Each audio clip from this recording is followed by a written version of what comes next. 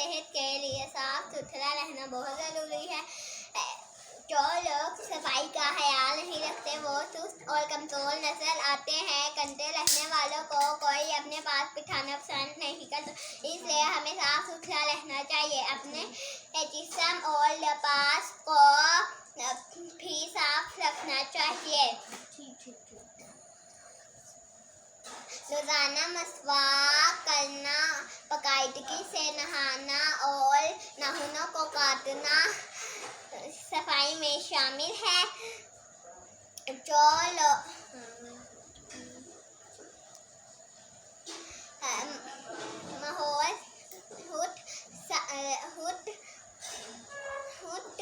साफ रहने के साथ साथ हमें अपने घर, स्कूल और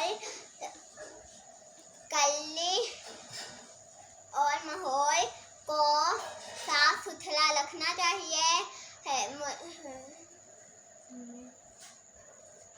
माहौल साफ होगा तो माशा भी तरक्की कर लेगा।